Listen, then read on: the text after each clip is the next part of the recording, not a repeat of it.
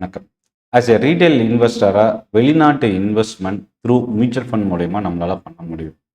ஆம், ஒவ்வொரு AMC mutual fund கம்பெனிஸும் அவங்க வெளிநாட்டு இன்வெஸ்ட்மெண்ட் ஸ்கீம்ஸை ரன் பண்ணுறாங்க. இப்போ ரீசெண்டாக ஒரு சில ஏஎம்சி ஃபாரின் இன்வெஸ்ட்மெண்ட் பண்ணக்கூடிய மியூச்சுவல் ஃபண்ட் ஸ்கீம்ஸை ஸ்டாப் பண்ணியிருக்கிறாங்க. செபியோட காரணத்தினால, ஆர்பிஐயா இல்லை கவர்மெண்ட் நாம்ஸா, எதனால் இந்த foreign investment mutual fund schemes stop ஆகிருக்கு? அதாவது international schemes, America, China, Japan இந்த மாதிரி வெளிநாட்டில் முதலீடு செய்யக்கூடிய மியூச்சுவல் ஃபண்ட் ஸ்கீம்ஸு இந்தியாவிலேருந்து நம்மளால் பண்ண முடியும். ஸோ இப்போ இதில் என்ன பிரச்சனை? ஏற்கனவே இன்வெஸ்ட் பண்ணவங்களுக்கு இதில் ஏதாவது இம்பேக்ட் இருக்கா? ஃப்ரெஷ்ஷாக இப்போ இன்வெஸ்ட் பண்ணுறதுக்கு வேறு ஏதாவது வழி இருக்கா? இதை பற்றி கம்ப்ளீட்டாக இந்த வீடியோவில் பார்க்க போகிறோம். சென்னை ட்ரேடிங் அகாடமி சப்ஸ்கிரைப் பண்ணி வாட்ச் பண்ணுங்கள், சப்போர்ட் பண்ணுங்கள். என்னோட training session, free training, option ட்ரேடிங்கான ட்ரைனிங் சென்னை தாம்பரமில் நடக்குது. டெலகிராம் குரூப்போட மெசேஜ், அதுக்கான லிங்க் டிஸ்கிரிப்ஷனில் இருக்குது.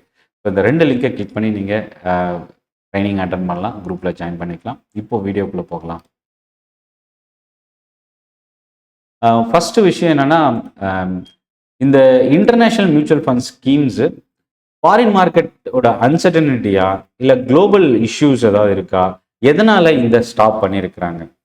இப்போது ஃபஸ்ட்டு விஷயம், இப்போது இது ஸ்டாப் பண்ணியிருக்கிறது நியூவாக என்ரோல் ஆகக்கூடிய எஸ்ஐபி லம்சம் அமௌண்ட். ஏற்கனவே இருக்கிற இன்வெஸ்ட்மெண்ட்டில் எந்த பிரச்சனையும் இல்லை.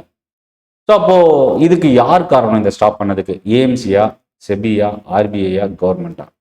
இல்லை, யாருமே காரணம் இல்லை.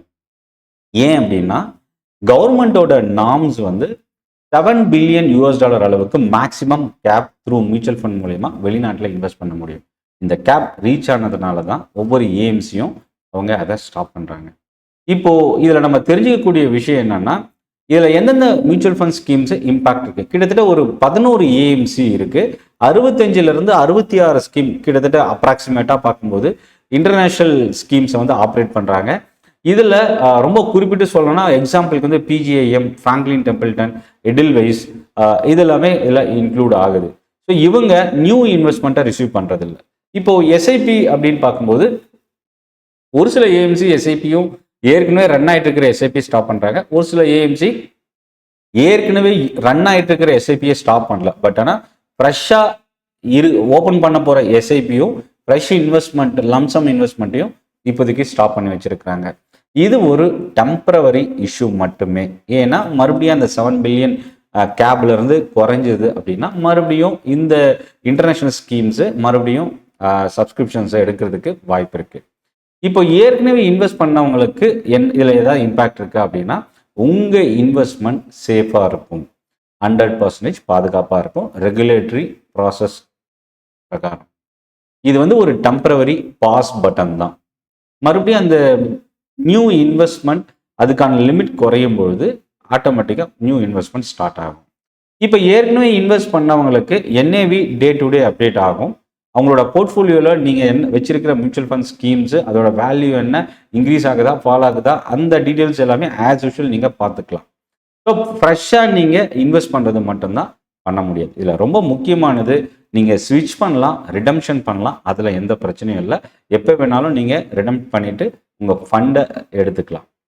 எஸ்ஐபி தொடர்ந்து போகுமான்னு வரும்பொழுது அது ஏஎம்சியை பொறுத்து தான். ஒரு சில ஏஎம்சி அலோவ் பண்ணுறாங்க, ஒரு சில ஏஎம்சி எஸ்ஐபி வந்து ஏற்கனவே ரன் ஆகிட்டு இருக்கிற எஸ்ஐபி ஸ்டாப் ஆகுது அப்படின்னு சொல்கிறாங்க. பட் அதை நீங்கள் உங்களோட ஏஎம்சி எங்கேயாவது நீங்கள் ஆல்ரெடி எஸ்ஐபி வந்து இன்டர்நேஷ்னல் ஃபண்ட்ஸில் போயிட்டுருக்குன்னா அதை நீங்கள் செக் பண்ணிக்கங்க. ஏன் இந்த லிமிட் வச்சுருக்கிறாங்க? அதாவது இந்தியாவிலேருந்து வெளிநாட்டில் இன்வெஸ்ட் பண்ணுறதுக்கு ஒரு சர்டன் நார்ம்ஸ் இருக்குது. அதிகமாக பணம் வெளியில் போயிடக்கூடாது அப்படின்றதும் ஒரு ரீசன். இதுக்கு கவர்மெண்ட் வச்சிருக்கிற அக்ரிகேட் ஓவர்சீஸ் இன்வெஸ்ட்மெண்ட் லிமிட் அப்படின்னு சொல்லுவோம். இந்த லிமிட் வந்து $7 பில்லியன் அளவுக்கு இருக்குது. இது தனிப்பட்ட ஒவ்வொரு ஏஎம்சிக்கும் இந்த லிமிட் வந்து கொடுத்துருக்குறாங்க. அந்த ஏஎம்சி அவங்களோட லிமிட்டை ரீச் பண்ணும்போது அந்த ஃபாரின் இன்வெஸ்ட்மெண்ட்டுக்கான ஃப்ரெஷ் இன்வெஸ்ட்மெண்ட்டை அவங்களால எடுக்க முடியாது. அப்போது இனிமேல் ஃபாரின் இன்வெஸ்ட்மெண்ட் நம்மளால் பண்ண முடியாதா அப்படின்னா அதுக்கு நிறைய வழிகள் இருக்குது. ஏற்கனவே இருக்கிற எஸ்ஐபி நீங்கள் கண்டினியூ பண்ணலாம், அதனால எந்த பிரச்சனையும் இல்லை, ஒரு சில ஏஎம்சியை தவிர்த்து. அதே மாதிரி ஃப்ரெஷ் இன்வெஸ்ட்மெண்ட் எடுத்துக்கக்கூடிய ஏஎம்சியும் இருக்கலாம். எல்லா ஏஎம்சியும் வந்து ஸ்டாப் பண்ணிட்டாங்கன்னு சொல்ல முடியாது. ஏன்னா ஒவ்வொரு ஏஎம்சிக்கும் லிமிட் இருக்குன்னு சொன்னேன். ஒரு சில ஏஎம்சிக்கு ஸ்டில் இன்டர்நேஷ்னல் ஸ்கீம்ஸ் வந்து சப்ஸ்கிரிப்ஷன் எடுத்துக்கிறாங்க. ஸோ அந்த மாதிரி அவைலபிள் இருக்கிற ஏஎம்சி மூலயமா நீங்கள் ஃபாரின் இன்வெஸ்ட்மெண்ட் பண்ணலாம். மூணாவது கிஃப்ட் நிஃப்டி அப்படின்ற கவர்மெண்டோட ஒரு புது இனிஷியேட்டிவ். இது மூலயமாவும் நீங்கள் ரிஜிஸ்டர் பண்ணிட்டு குளோபல் ஆக்சஸ் குளோபல் இன்வெஸ்ட்மெண்ட்கான ஆக்சஸை நீங்கள் எடுத்துக்கலாம். நாலாவது எல்ஆர்எஸ், அதாவது லிபரலைஸ்டு ரெமிட்டன்ஸ் ஸ்கீம் அப்படின்னு சொல்லுவோம். இது மூலியமாகவும் வெளிநாட்டு முதலீடு நம்மளால செய்ய முடியும். ஸோ அப்போ இந்த இன்டர்நேஷனல் ஸ்கீம்ஸ் ஸ்டாப் பண்ணியிருக்கிறது இது ஒரு டெம்பரவரி முதல் விஷயம்.